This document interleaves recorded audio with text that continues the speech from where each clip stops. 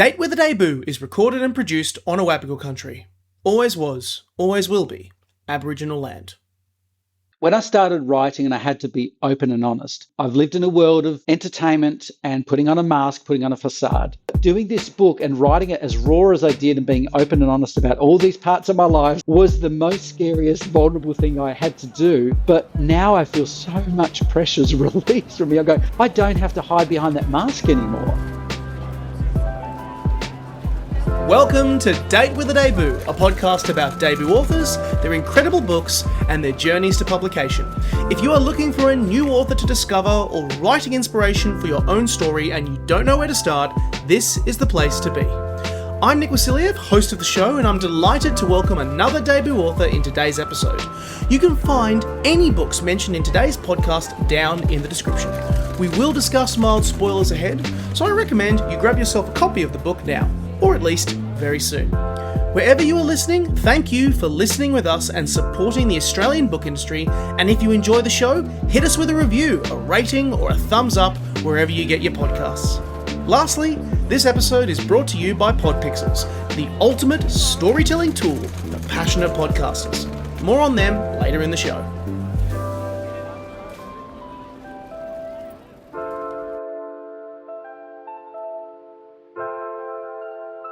Hey everybody, it's Date with a Debut time. Nick Wasiliev here on Awabakal country, host of the show, and for today's episode, we are diving into the world of masculinity, self-help, and trying to find the identity for tomorrow's man and what it might look like. For today, I chat with a man who has spent over 4 decades in Australia's entertainment industry, from hosting Channel 9's Here's Humphrey to becoming an award-winning documentary maker. He's a multi-antenna award winner. He's a father.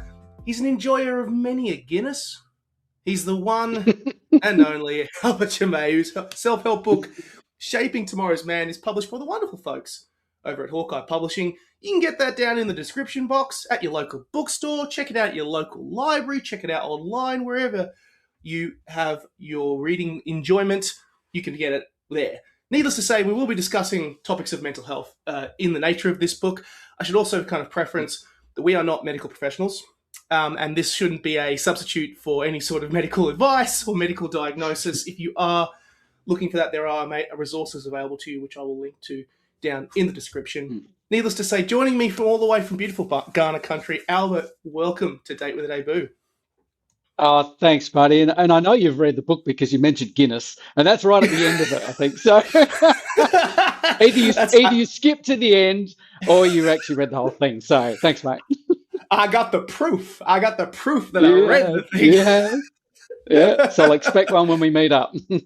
Yes, absolutely. I'll never say no to a delicious Guinness. But it'll be a great conversation when we do meet up, because you have had a wide and varied career. Like, I didn't even mention as well in your introduction, you've worked on 100 plays.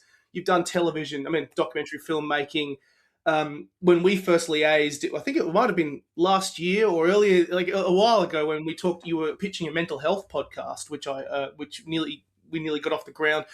Out of curiosity, I want to ask this question: where does mental health and pursuing that authentic masculinity, something you're very passionate about, where does that sit in the story of Albert, the person? Yeah, great question, because I think I've found myself, after spending all of those years working in an industry that's basically full of fiction. Since I was 8 years old, we're talking 1979 when I started, and as a writer and a producer and director, I've been creating so much material that's fictional characters, and I played fictional characters as an actor and still do sometimes. I got to a point going, you know what? I'm a little bit burnt out from that. And I really wanted to create something of substance. And over the years, look, I've got 2 adult sons, so I'm a very passionate dad. I was a young dad at 22, so I've spent a long time being a dad. And I've got to a point in my life where, I'll be honest, I had midlife crisis for about 7 years, looking back at it now. And I really wanted to do something that had a little bit more guts to it, that I guess had something that really meant something to me. And over the years, I'd look back and go, well, I've been on these men's retreats since I was, in my 20s. I took my sons on some initiation retreats for boys and dads. And I've seen men around me struggle. I reflect on my dad had a big struggle through his life. And it just hit me. I go, well, this is what matters to me now. So I just did quite a pivot. What's interesting is that I look back at all of my film scripts that I was writing and developing some TV shows, some of them which I've novelized. I realized there was this running theme of fathers, sons, and I was going through that process going, I didn't even realize that there was this running thread already in my fictional work that I was doing, even my children's book writing, my middle grade stuff that I was trying to get off the ground. It all had the same theme: young boys or young men trying to, I guess, go through that traditional hero's journey, but how can we redefine masculinity from our young boys? So that's sort of where I've now fallen into in the last 12 months. That's so good to hear, and it's nice. It's nice to hear that's kind of the. I mean, of course, it was a long, long, long journey to get there. But it definitely, you know, to some people, as we kind of you allude to in the books, there are some people who struggle to kind of comprehend and process that sort of headspace, and that's why a book like this exists. I mean, some of the stats that you kind of mentioned, that you dropped at the start, were pretty incredible about some of the troubles that men have. I mean, the stat of from Suicide Prevention Australia that 76.4% of suicides in 2024 were male. And I mean, I've encountered this myself a lot with my debut novel, talking about men's mental health. And men are looking for those healthy role models. They're looking for people who talk about this topic, and they do exist. This is the thing. The frustrating part for me is I Yeah. know that they exist. It's just There's often so much good out there.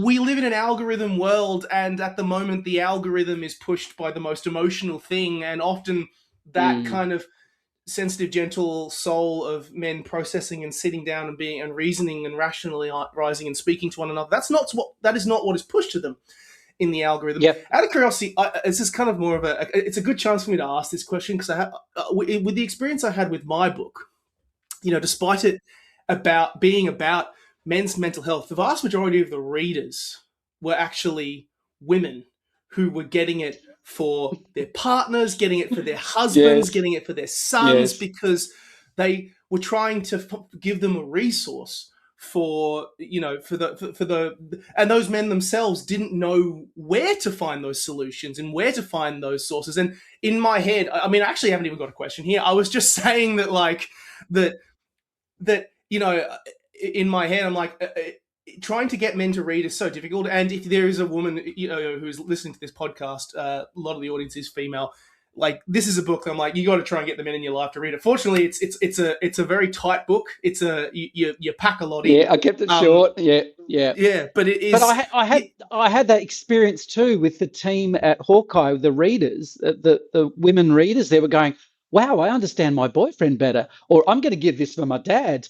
And I didn't realize there was that market. Exactly what you're saying, and even my publisher said, Carolyn said, "Yeah, I think a lot of women are going to enjoy this because they tend to be the ones that hand this or subtly leave it on the coffee table."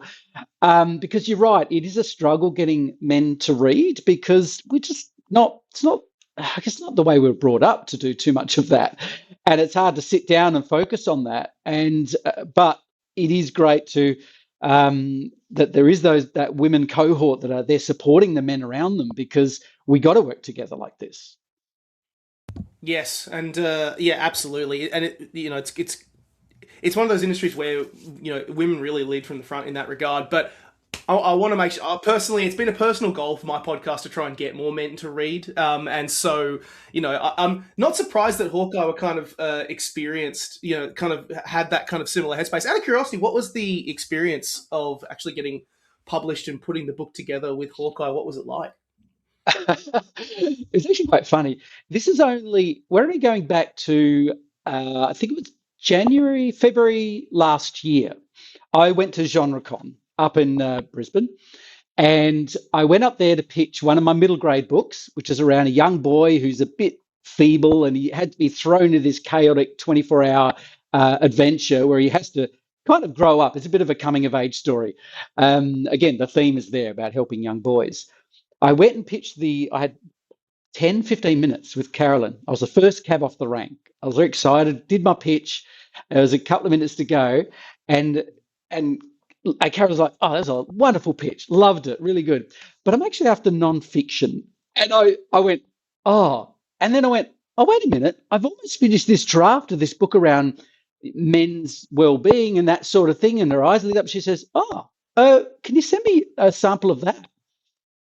Fast forward only a couple of months later, we had a Zoom meeting, and on the spot she said, I want to sign you up. So I went there with one idea, and you're always told make sure you got something in your back pocket. And the book wasn't finished yet. It needed a few drafts, but she'd read enough and said, oh, we want to jump on this quick. And that was only June last year that we signed the contract. And then they want to rush it through, and it's already gone to print now. So it was just a bit of a whirlwind, and it sort of solidified the fact that I had to go, okay, this is a thing now. I really got to commit to it. I've been waiting for a story of like a sitting down and having to pitch it inside of 2 minutes or whatever it is. Like it's a real thing. Authors have to do it. Hearing the different stories. Some get approached, some get whatever. I've been waiting for an author to tell me I had to sit down and pitch this book in like 2 minutes flat, and if I didn't make use of that time, I was buggered. And so it's nice to hear that once again the back pocket project was the one that the publisher latched on to. That's it. Yeah, it's crazy. Ad break time. Stop the podcast. Hey everyone, just thought I'd stop to let you know that today's episode is sponsored by PodPixels, the Trent Dalton of professional podcast platforms. Question, do you have a desire for a great podcast? How are you going to build it? What about the design work? Won't it cost a fortune? Fear not, for PodPixels is a simple, done-for-you website service built specifically for podcasts. They are here to deliver that professional look to your podcast to make it easier for listeners to find your show, and all for one great monthly price. From hobbyists to pros, PodPixels has you covered. Their team provides domains, website hosting, backup, security, and support, handling the full setup and making sure that your show is up to date and allowing you to focus on what you do best, podcast. With PodPixels, you can achieve your full podcasting vision. They are the ultimate one-stop solution for anyone looking to build an online home for their podcast. Check them out below in the show notes and tell them that Nick from Date with a Day Boo sent you. Thank you, PodPixels, for sponsoring the show. Let's now make use of your ability to pitch a killer book. It's now time to talk about this wonderful book that you've put together, Shaping Tomorrow's Man. And always with this podcast, I like to do the classic elevator pitch. Albert, I've hopped into a lift. I'm coming up to your office. What is the 1 minute pitch for Shaping Tomorrow's Man? Okay, well, Shaping Tomorrow's Man, look, it's a book for men who know that they're capable of more, simply that, but they feel stuck, maybe isolated, disconnected from perhaps the life they want. So I use personal stories, some hard-earned lessons. I own my own mistakes and failures, but through that, I've created practical frameworks. So I explore how us men shrink through fear, self-doubt, people-pleasing, and self-sabotage. So overall, the book challenges outdated ideas of masculinity in an attempt to help men build confidence, purpose, resilience, not just to improve their lives, but so we can become better mentors for that next generation of men. Nailed it. Absolutely nailed it. So, and true to form, this book is absolutely... We were just talking about it before we started recording. It was it was a shot in the arm for me. I always kind of, this is a topic that you and I both care very, very deeply about. And there's a section that you have at the start where you basically say, are you encountering all of these particular issues? And you do a dot point situation. And I won't lie, I ticked a whole bunch of them and said, yes, that's me. Yes, I'm encountering these issues. But you break the book down into kind of 3 parts, and but I love the intro. It's a great place to start, where you kind of, what I think is so good about this book is men find it hard to express the how they're feeling about these issues, how they're feeling about these topics, and you write it down in such a great way that anyone can understand it. And I was like, that's it. He's got it. You talk about the past, how men these days are very much grappling with an outdated idea of what masculinity should be. It was easy in the past. You talk about how it was easier for men to define themselves because of privilege. Let's call it what it is, the patriarchy. You showed aggression, you showed dominance, you did all that, you got your own way. It was an incredibly shallow world, and it pushed others down. And but we don't live in that world anymore. We don't live in that. The world has changed. You take that, and so you kind of take that away. What do men have? You use a fantastic metaphor of an island, this tiny island that men are marooned on. That it's of what the classification of what they should be doing are there. Men are looking for something. You've got algorithms out there in the online world that is telling them to push back, go back to the way things were, go back to that patriarchal method of assertion and dominance, and that's seen as success. But as the Joker said in The Dark Knight, there is no going back. You've changed things. But then you also have I men. love that.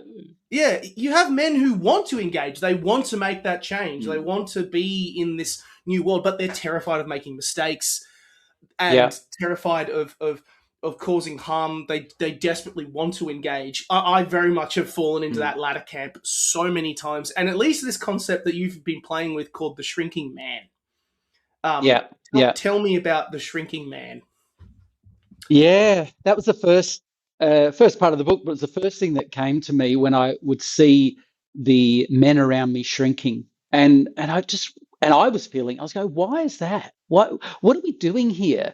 There's so much expectation of men to be perfect and all this, but we don't know how, and I think back to what we were saying before about how it's taken me so long to get into this space. I realize why, because I can look back and go, yeah, back in the 70s and 80s, which I can reflect on as a young boy, there were a lot of things going on there, and things have changed a lot since then. But we don't have our predecessors, our fathers. They're shrugging their shoulders, if they're still around, going, well, I don't know, that's what I knew. And I think the tagline of the book says, men were raised for one world and found themselves in another. It kind of symbolizes the fact that we started in one way, but our predecessors had no idea what was to come. And so right now, I find that we're at a bit of a crossroad. Something that I'm going to say, women are doing something really well, which makes us men feel like we're falling behind. I believe that looking over those last few decades, since gender equality has come into play, I've seen women doing incredible stuff. They're discovering their power. They're rising up. So, but at the same time, they're also maintaining their feminine aspects. They've raised the game. They could do both. But I find that us men, we're still stuck in we're either masculine and we can only do that the way that we've been shown, or we struggle with seeing that power and vulnerability and kindness and compassion, or we go too far and we lose our backbone and we become feeble, people-pleasing. We can't deal with confrontation. We struggle to find that middle ground, which I think women are doing so well at the moment. And I feel that that's where we're shrinking, because for those men that get panicked and they are trying to go back to the old days, or what I call the nostalgic noose. I did a little article on, because I think you can't go back. But then some men are wanting to do better, but then they might go too far and lose their strength to combine that with compassion.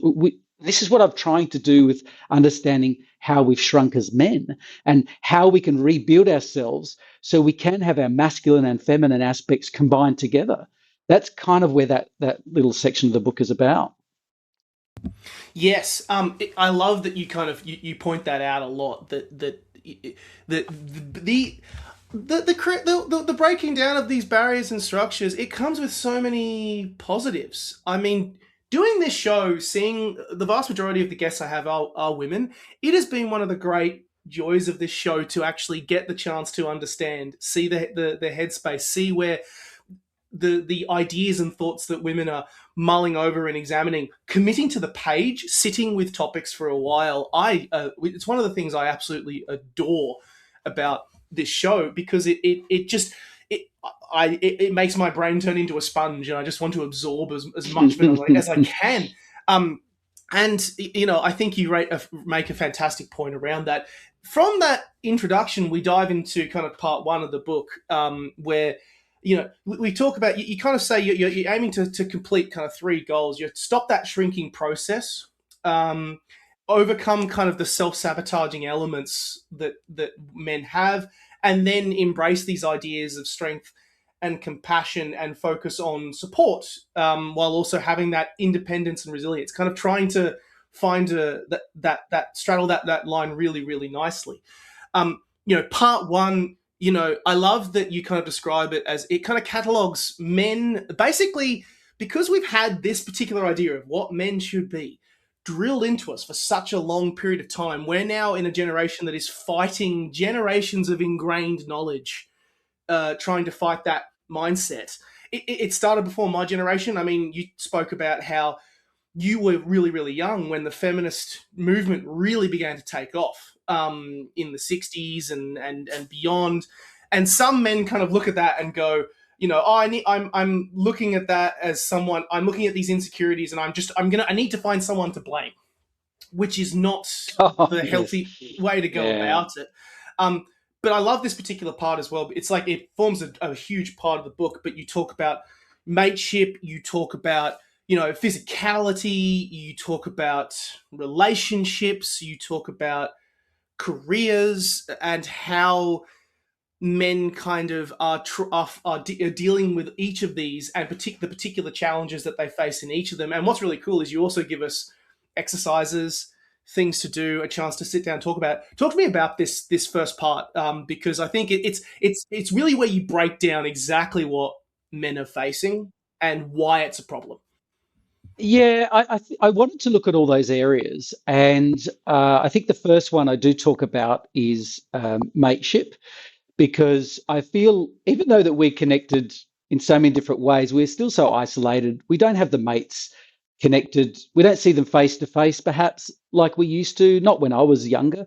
And I find that we don't lean on our mates enough. It's great to hang out with them for the fun stuff and the blokey stuff. But when are we connecting with our mates when we're struggling? Because I didn't do that. I was struggling as a young dad, and I talk about that openly in the book. And I didn't, because I had to have it together, because that's what we were taught to be. You got to have it together as not just as a man, but now as a dad at the age of 22. I had to have my shit together, and that's what I learned. So there's no way I'm going to tell mates that I'm struggling. But we really need our mates, because we help define ourselves by the men that we surround ourselves with, and we can learn from each other. And every time I would have the privilege of going on one of these men's retreats, it was so eye-opening. And that's when I was reminded, you need other men, you need other mates around you, you need that blokey time.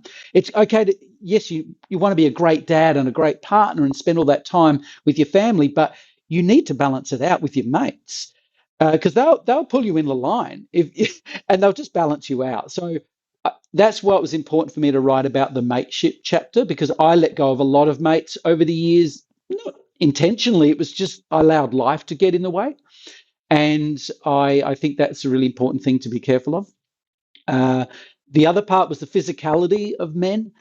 I know when I was about to turn 50, I took up running. I've always been physical in the sense where I played sports when I was younger, and I decided to pick up running and sprinting. So now I compete, about to go to the Worlds in Korea for the Masters Athletics, and I compete nationally. And since I've got back into my physicality, I realize how important that is for men, because it is a really good avenue to, I guess, put all that frustration and that well, for me, lingering testosterone, not as much as it was when I was younger, but it's a place to put that energy into it. And I think it's really important for men to have, again, it's just having balance.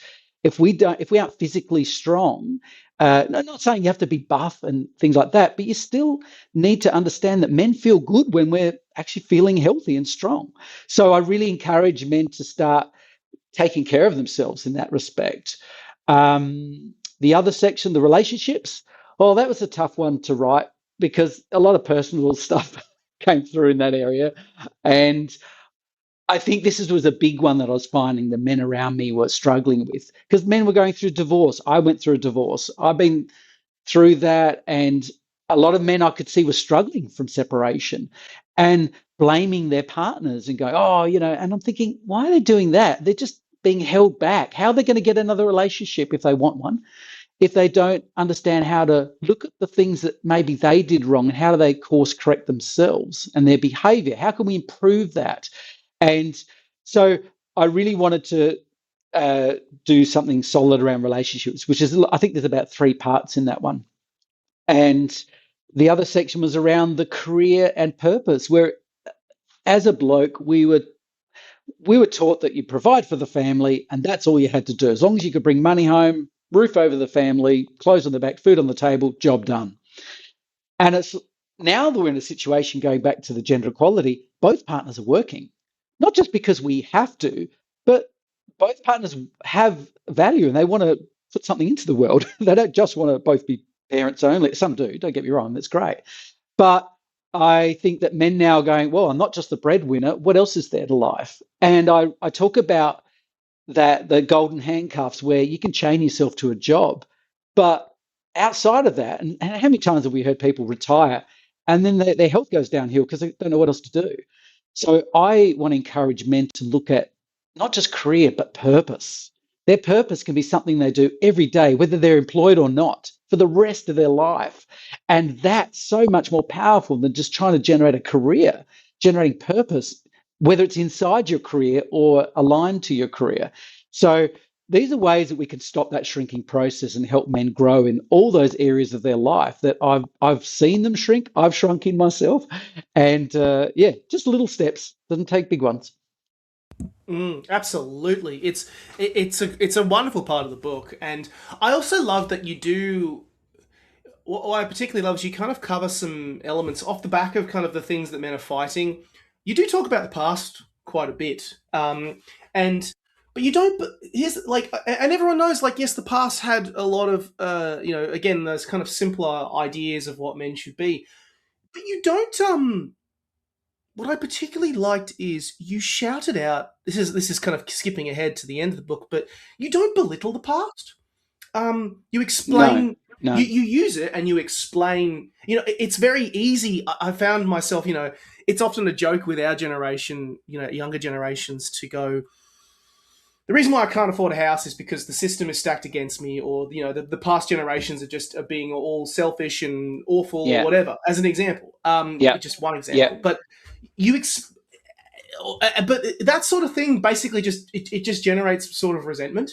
It's just a resentment generating headspace that you use towards any person who is older than you. And really, in fact, there's been a whole process with that generation that has led to my generation, which will lead to the future generation. And you explain why it has led to why these kind of systems have led us to this point. And there's a great part where you kind of shout out past generations that tried to show the way to be men, and that even though a lot of them, there was a lot of things that were reinforced that weren't necessarily positive for men in the future, but they did stuff that you examine the past, you examine yeah, how the resilience of past generations, the assertiveness of past generations, the sacrificial nature of past generations, and how they've led us.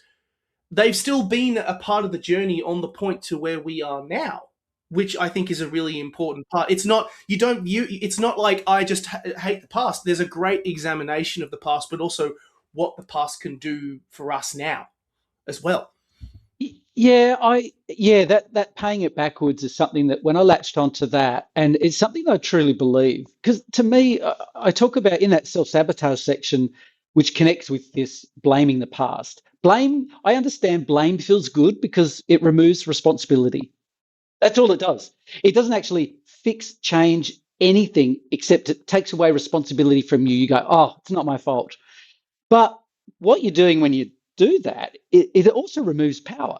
It means, oh, you've just given up. You can't make changes now because you've just said it's someone else's fault. So unless you can go back and change time or get everyone around you to change circumstances, nothing's going to change for you. So I want to pull that accountability back to men to go, stop blaming what's happened in the past. I know I did it. And when I realized what I was doing and I see people around me, I go, what does that actually achieve? I wanted to I wanted to write about how important it is that we look at our predecessors differently. Now, I share a story about my dad, and there are times we had falling out and we were estranged for many years. But now I can see him differently. He he was an incredible man that did what he could. And his dad passed away at 11. He was a country boy. He had no emotional maturity or self-awareness that we have these days. But I could look at all the actions that he might have done or not done, and I go, oh, actually, he's still trying to give me a better life than what he had. And apart from having a horrendous, even if you look at horrendous, people might have horrendous parenting experiences. Is there a part of that person that just doesn't want you to become like they are, or have the life that they had as a child? Even if they're using it with a firm hand, is their intent, even if they're not aware of it, is their intent trying to give you a better life? If we can look at through that lens, not only do we release the shackles of the past, because that's such a heavy weight to carry, resentment. It suddenly you take that weight off your shoulders, and now you can find ways to go, oh, okay, well, that doesn't bother me as much anymore. Now life starts to look a bit clearer. Now you come up with ideas. Now you can feel like you've got this energy to move forward. I experienced it so many times when I let go of my anger and frustration of what my parents didn't give me. And I can't explain how relieving that is to let that go. So I guess that's why I wanted people to go, you can't be you're fully grounded as a man and move forward and be a great contributor to life and also be a great mentor if you are carrying some resentment towards the people that brought you up or the generation before you. Just be better. We don't have to be perfect, just be a little bit better than they did, and then you're making progress. Yes, and this is actually a good segue onto the second part of the book where we talk about some of those elements, those self-sabotaging elements. And I love that you start this chapter by saying, "Yeah, get prepared for a couple of knocks to the chin," because there is a whole bunch that do come through there. You talk about how men self-sabotage themselves, which is a big thing that they do. Passing judgment, and blame is one of the ones that, as we kind of talk about, you consider. The one that I really connected with was apathy. Yep. Because apathy has been something that I have really struggled with. That idea of just having enough. I've had enough. I'm done. I'm finished with these challenges or these issues. And which is not a healthy way to deal with some of these problems because they're still there. And then lastly, failure. You talk about the idea of failure as well. This section of the book, it comes, what I do like though, it comes with, it does come with some big knocks. You do get knocked about because some men will feel a particular connection to one or another in different ways, shapes and forms. But you come up with you provide great ways to push forward. I loved it. Made me particularly happy in the apathy section that you said your great suggestions were to write through it, unclutter yourself, tidy space, tidy mind. And even the power of music, how the power of music is particularly valuable for apathy.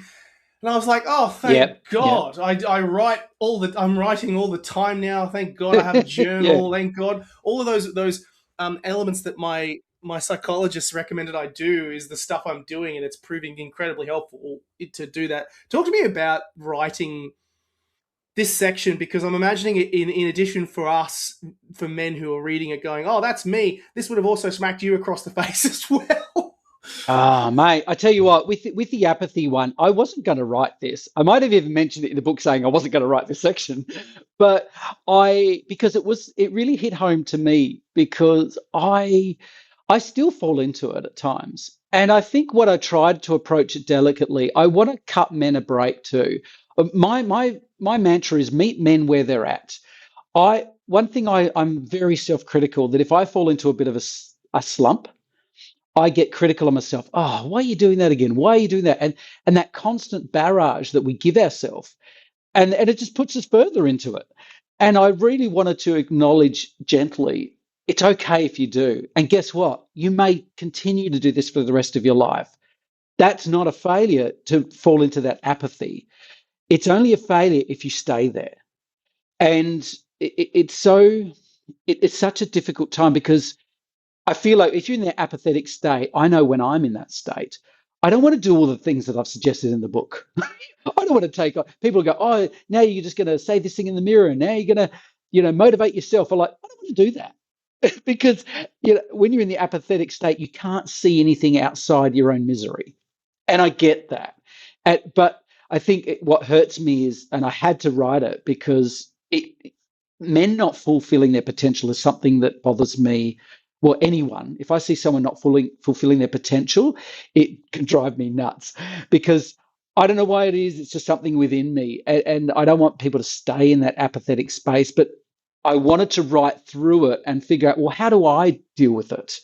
How do I get through it? And yes, when I'm in those spaces, I realize, oh, that's right. I wrote a poem out of that, or I wrote this.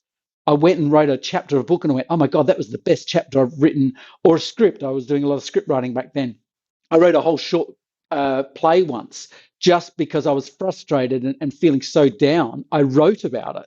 And suddenly I was just turned literally in 2 minutes. Once I got an idea, I turned on a dime. And I went, well, hang on, if it's that quick that we can turn it, we can get out of it. And music's the same. I put on certain soundtracks and I'm like, oh, great. I'll and I go, well, hang on, all these things I've done and it's helped me get out of it. I really want to help men not give up. And because again, the old generation, some of them, they never gave up because they knew there was no option to give up. You give up, you go hungry, or your family starves. Like some of that was pretty brutal back then. So I feel like we're in a world where we can easily give up and hide in a bubble for weeks on end. And I go, we can't keep doing that. So that was the apathy part that I really struggled to write because I kept seeing myself on the page. The yeah, It's it true was though. Like, yeah, yeah, it's hard yeah, to. I mean, there's a great point, and it's a good place to where you kind of bring this book into the kind of the conclusion is that I'm not surprised that that was kind of the experience you had yourself because the mm, the conclusion that you draw is that for everyone who doesn't understand it, men are going to continue to fight this beast for a long yep, time, yep, and that to begin that transformation to have the space to do that transformation, we have to kind of face those mm, problems head on and draw mm, lessons from the past, as well as from our own mm, past, as well mm. as collectively from the past, which is why it's so valuable that you shout out those kind of past generations that we talked about earlier. Something that's really important that I want men to understand is that uh, once you start to find awareness, you can spot it coming. Like I can see apathy when I'm about to go into a slump. I don't get to that space because I've got a couple of tools and I go, oh, I know where I'm heading now. And once you start to be self aware and you can see patterns within yourself, then you can cut it off at the pass. You don't have to get to that real dark space for a long time anymore. It's okay to sort of touch on it, but I think once you become more self-aware, and that was why I wanted to write this book, this especially this apathy section, is that that's when we can be at our darkest moments, and that's when we can make choices. And I've had friends that have made those choices, unfortunately, to cut themselves out of the world. It's That's the place where it happens. But if we can see it coming on the horizon, we can start to go, wait a minute, I've seen this before. No, I'm just going Yeah. to put on a music soundtrack. I'm going to write something and I'm just going to cut it off at the pass So it's not sort of beating ourselves down that we're starting to feel it. It's just having that one little tool sometimes to help. It's absolutely right. I completely get it. There's a metaphor that I've sometimes used, which is having dealt with those struggles of depression or anxiety or anything, which was kind of great from my identifying these issues and self-sabotaging and self-sacrificing and stuff that I've struggled with, seeing and finding the tools to identify it from seeking professional medical advice. Now when I see that coming, I'm like, I'm bored. I've explored every single crack and orifice that this anxiety-ridden feeling is. Yeah. I've spent hours wasting time doing this. I know that going down that route it's not going to help. I've explored it. There is nothing there Mm. of value and benefit. Best solution is to stay away from that and move forward, because Yeah. you do have days where where that fails and you get stuck in there, but the Yeah. days are a lot less now, which is good. And I love that you bring the conclusion back around, having started with this idea of this metaphor of men being, with this kind of idea of masculinity of being on an island, by Mm. finishing by saying no man is an island. No man is an island, Mm. as well, Mm. which is such a wonderful place to bring it back round, because it shows the opportunity that by tackling this sort of stuff, the generation of the past can have on the current generation of men and young fathers, and the positive impact that they can then bring to the next generation going forward. Because I think men want this change. I think men want to be Yes. more active and more actively involved. They want to be, you know, they want to be they want to be fathers and there for their kids. They want to be there and Yeah. be functional, healthy people. I know that the Mm. in the past, even at my rugby club, we played a game last Friday. One person, there was a mental health round. Then we allowed another person from another club to speak about the troubles that they had with bowel cancer, and it was a full on discussion, and everyone listened. And it was like, how would that have happened in the past? That wouldn't have happened in the past. We would have Mm. just silently said No. something. So even the older generations, or even people like that, are seeing what younger generations are doing and going, maybe we need to do that. So I love that that's where the conclusion of this book Mm. takes, that no man is an island. Yeah. Yeah. No, it's great to see all the incredible work out there, and I think that yeah, just I've discovered more in doing this book and talking to men and looking at the work out there, and it just it it just sings to my heart when I can see these older generations and younger generations on the same page.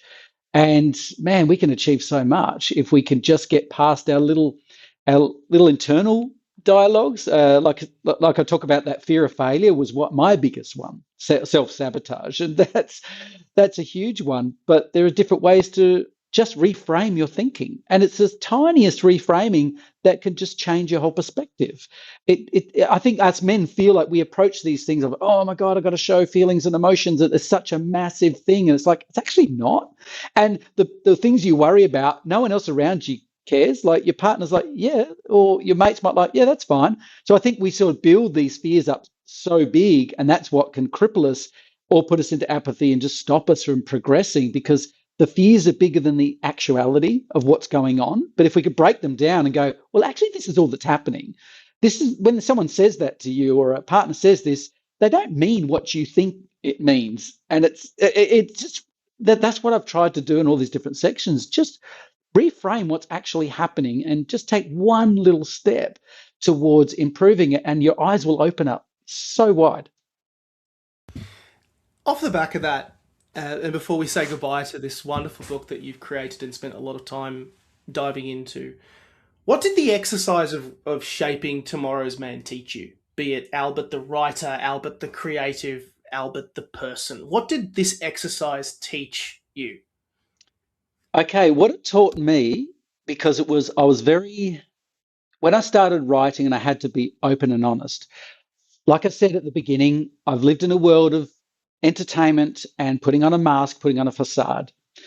And I had to be the perfect child. I couldn't show imperfections. I was brought up with shame around being anything but the perfect good boy. what I've had to do through this process is completely bear everything, bear my failures, bear my shortcomings, the mistakes I've made. I've had to be honest about that in a public forum. And think that was a real challenge for me to go, oh God, I'm going against the grain of what I've been brought up for 50 years to do. So through that process, and when I get feedback from someone going, wow, that spoke to me, and it started to make me go, oh, so being open and honest and vulnerable, because I could not be vulnerable, because that meant I wasn't in control. So, but doing this book and writing it as raw as I did and being open and honest about all these parts of my lives, how I failed and how I've gone about improving it, was the most scariest, vulnerable thing I had to do. But now I feel so much pressure's released from me. I go, I can be honest and open about my feelings. I don't have to hide behind that mask anymore. Oh, yeah, I can't explain how much of a relief after 50-something years of doing that. Yeah. I love that answer, and I love as well that it's literally the embodiment of something that you talk about in the book, which is that vulnerability is a strength. People think vulnerability is a weakness, but vulnerability is a strength, and it's a superpower. It is a superpower, and it's funny that, you know, this idea of being strong in masculine in the past, these masculine expectations, ironically discourage men from seeking support, and yet being vulnerable and that idea of vulnerability is the thing that you need that shows the most strength. And I think that I love that in doing that, in showing that vulnerability, that also helped for you personally in writing this story. You should be really proud of this book. It's a great book. Thanks, mate. Thank you. I really appreciate it. And I am, now that I've got some feedback that it's positive, it's like, oh, now I'm okay with it, because when I did from the publisher, they loved it. So I was already feeling like, oh, okay, maybe this is okay to do this. Will you write again? Will there be another story? Will that fiction book get off the ground? Out of curiosity, I'm curious now. I've got 3 of those there that I want to, because they were old screenplays that I wrote, and they were one's an animation one, one's a kids adventure, one's a high-end gaming one, but they're all got boy protagonists that in this incredible sort of energy-driven worlds, but they have to dig deep and get over their own personal self-sabotage, their personal issues. It's kind of having a fiction world for that. So I hope to get those off the ground, but I had to make the decision going, you know what, I think if I get this book out first, it helps brand me as I'm talking about this theme and this topic. And what I love is that I read your book, When Men Cry. Thank you. Yeah, I appreciate that. Yeah, I remember telling you last year, I loved it because I want more of these men's stories, right down to young kids, to young junior fiction, middle grade, YA. I want to see more boy protagonists going through these things that I'm writing about. And I think if we can start infiltrating our literary world, and we can get young boys reading and starting from an early age and getting these great stories about young boys that are showing vulnerability, and that's actually a superpower. That's where the theme of all my books are currently sitting there. They're all in like third draft. I put the aside to focus on this one. And but yeah, definitely the fictional ones I'd love to get back to, and I've got another version of this I guess non-fictional around men. One I want to do that will come is Shaping Tomorrow's Dad. I can't wait to get into that one. Oh, because that means a lot to me. Yeah, that really sings to me, because I've got a lot of stories about my upbringing, and it's quite unique. But being a young dad, and it's something that just brings a tear to my eye every time I think about father-son stories. So I can't wait to jump into that one. Hey everyone, Nick here. I'm excited to announce that I've launched a brand new book newsletter featuring book reviews, recommendations, latest news from the publishing world, opinion pieces, short stories, and more. One monthly newsletter, no spam, just the good book stuff. The sort of email you're glad shows up in your inbox. Sign up now for free, and for a small additional monthly fee, get early access to Date with a Debut episodes and exclusive content, including special extra episodes with our guests, Second Date, where they run another gauntlet of rapid-fire questions. Subscribe to my newsletter in the show notes below. We'll finish this section of the podcast with a rapid-fire part of the date where I basically fling a bunch of questions at you and you give me the first answer that comes to your head. Albert, all right, are you ready? Yes. All right, fire away. No, it's not that scary. Okay. But the first no, question... writing the book was scary, but yeah, I know. Everything else after that is easy now. But exactly. The first question I want to ask is, of course, I can see that you also are a reader of a very massive reader yourself. It comes through. There's some great quotes and from other sources on the page in this book. The first question I want to ask is, what's your favorite book that you've read in the last 12 months? Ooh, favorite in the last 12 months. Actually, I've read pretty much all of Dan Brown's books, and I saw his book Secret of Secrets come out, because I love just going into just get my head out of the real world, and I like to get into that. And I got his book Secret of Secrets, the latest one. Man, it was so thick. I was like, oh God, this is going to be a big read. Probably about 3 times the size of mine, maybe more.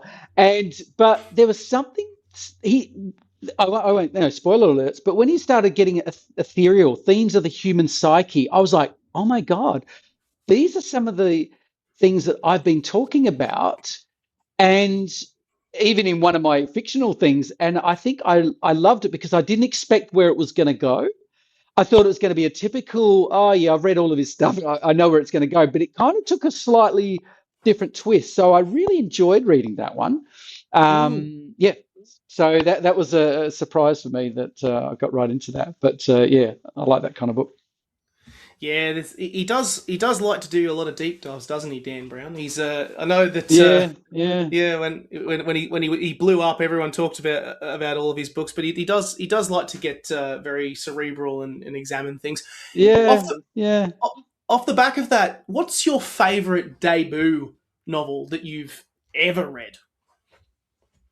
Actually going to be another one that was in probably the last 12 months, maybe a bit longer. I really liked Hugh Van Cuylenberg's Resilience Project. It's so raw and honest. The way I think I was, that's right. It was last year while I was doing another polish of my book. I've been listening to their podcast, The Imperfects, and I thought I'm going to jump onto this book. And he speaks so raw and honestly.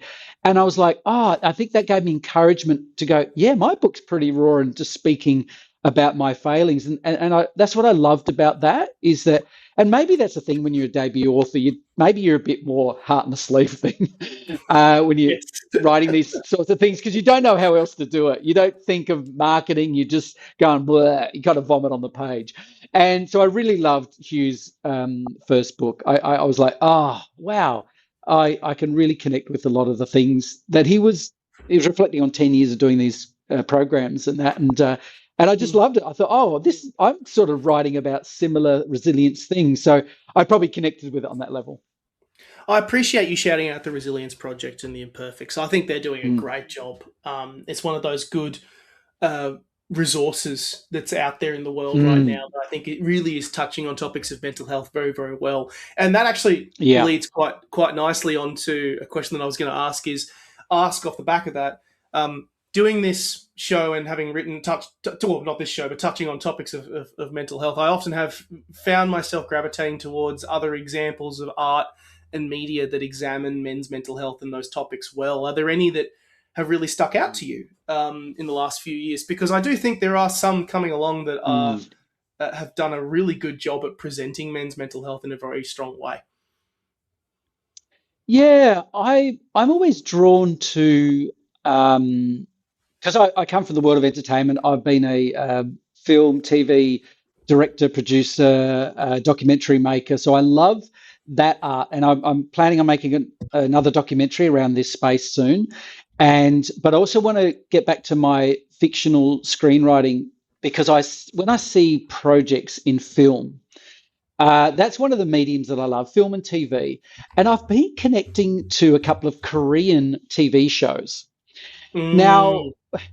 there was a credible one called, it was a two or three series one around a boys' school. I'll think of the name of it in a minute. And I watched that and I went, oh my God, this was touching on this young guy was trying to not get into that world and fights, and he's trying to protect his friends. That whole angst of, I don't want to follow that path, but I'm also want to be strong and protect, and wrestling with that on a teenage boy level. I was blown away by this TV series. It's I'll have to look it up in a minute, but that I love it when people can depict these stories of that mental angst or manhood and boyhood in TV and film.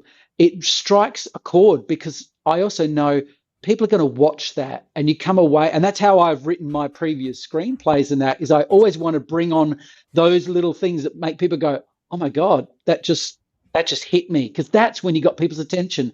That's when people will make change, if you can emotionally hit them. So I love the medium of film and TV. Always will. Yeah, it's great that there are so many good ones coming out. I'm appreciating that you're shouting out somewhat like some of the work from Korea.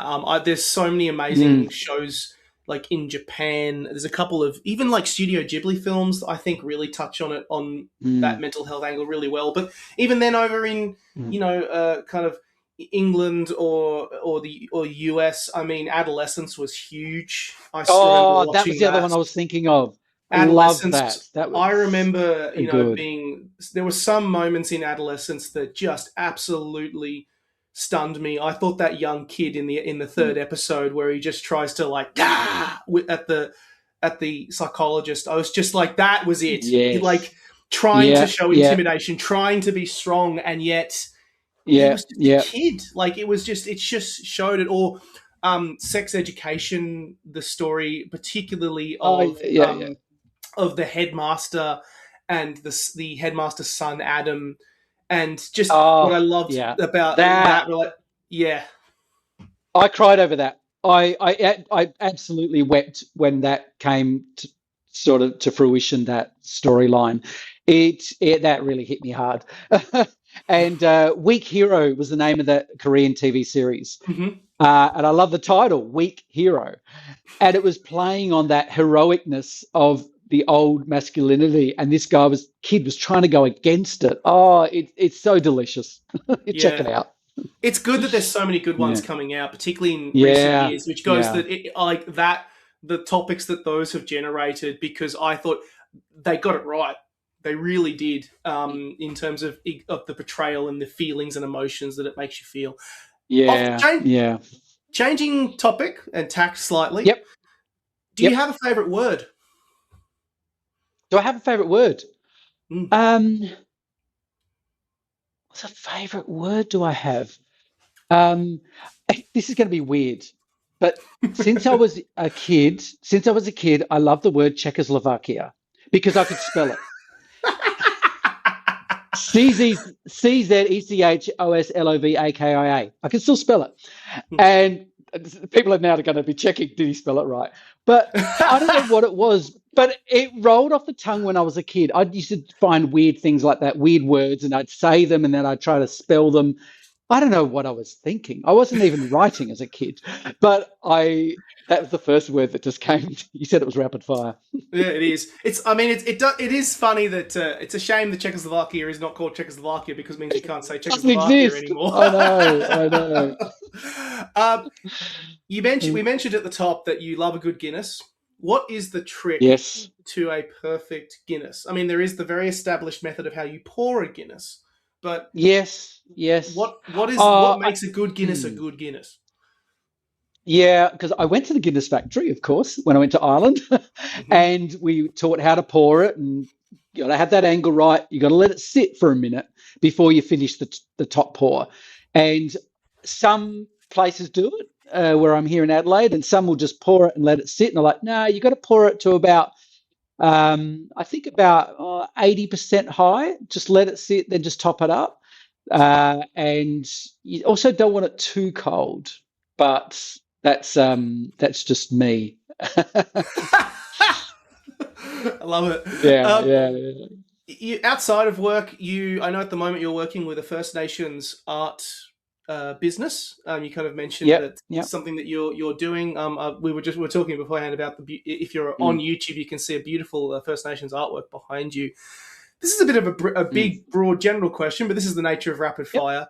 You know, great. Art and media are sitting in such an interesting place right now in Australia. I mean, there's a lot of discussion around the literature space, particularly. I've been keeping a very close eye on what's happening with Writing Victoria and that whole situation around funding. Where do you think art sits in Australia in 2026? Oh, that's a really good question. Not sure if I got a rapid fire answer. I'm sorry, I know. No, I love it. I like to be put on the spot, believe it or not. I come from world of theatre, so I'm used to having to improvise. I know one thing that I guess the first thing I'm thinking about is what I'm loving seeing in the work that I'm currently doing with First Nations artists is the amount of people, the amount of organisations, universities, government departments, people are embracing the storytelling of art. It's not about a beautiful piece. It's not, I mean, anyone can create, and I guess AI, anyone can create a beautiful piece, but the focus is on the story behind the elements of the art. And this is what's great about First Nations artwork is that there's always story. There's layers of story. And I'm sure there is with any artist. But I think if we focus on the story behind it, we get to a bit more guts about it, not just looking at a pretty thing on a wall.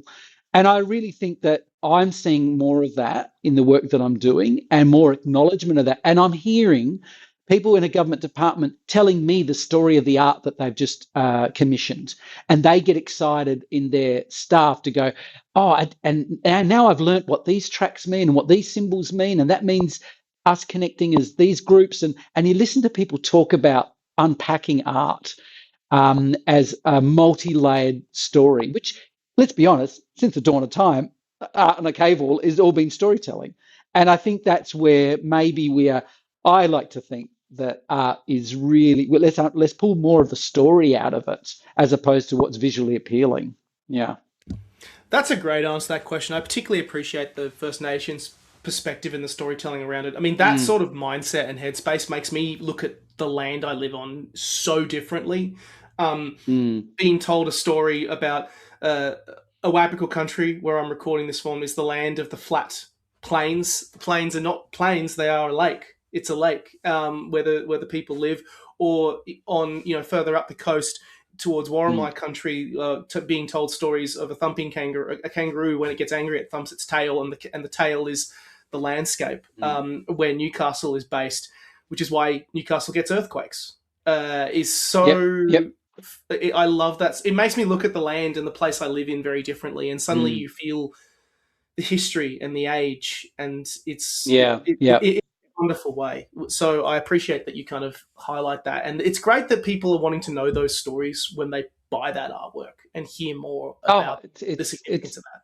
Yeah, it's not about ticking boxes. They are so invested, and I'm like, I just go, wow, and then I see the artist get so excited that people are investing in the story, and when you're sort of the broker connecting those parties together, it's such a joy to see. Oh wow, this is reconciliation at its heart. Being able to share stories, and we're all storytellers, aren't we? What we do, so it's great to see that on the art side of things. Yeah. Absolutely. And then my final question for the podcast: are you happy? Yep. Oh, absolutely. I am, mate. I'm happy because I know that I don't have to be. I'm happy because every day I try to make the most of it, but I know that there are times I'm not going to be great. But now I'm at a point in my life, now that I'm in my mid-50s, I take that pressure off me having to be happy. It's okay to not be happy, but I don't stay there too long. I think the idea of it's okay to not be happy means I'm more happy. That's ironic, but it's sort of where I'm at. That makes sense. That is a great answer to that question. And I'm really happy because I got to chat with you today about this wonderful, beautiful, amazing book, Shaping Tomorrow's Man. Mate. For everyone listening, you can get a copy in the description. You can get a copy at your local library. You can get it online wherever you enjoy your books. If you enjoyed this little rapid fire, Albert and I are literally about to go and do a second recording on the newsletter exclusive episode, Second Date, which you can check out. You can sign up to that newsletter in the description. But for now, everyone, particularly if you have a man in your life that is looking for something like this, I cannot stress enough, get a copy of this amazing book, published by Hawkeye Publishing. Albert, thank you so much for coming on Date with a Debut. I've loved chatting to you. Thanks, mate. My pleasure. Thank you.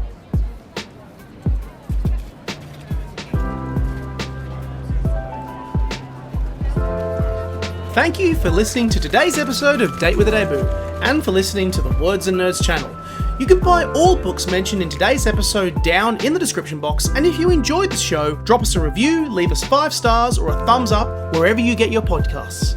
If you want to hear episodes when they drop, be sure to subscribe to Words and Nerds, or you can subscribe to Date with a Debut on Podbean to hear the latest episodes as they drop.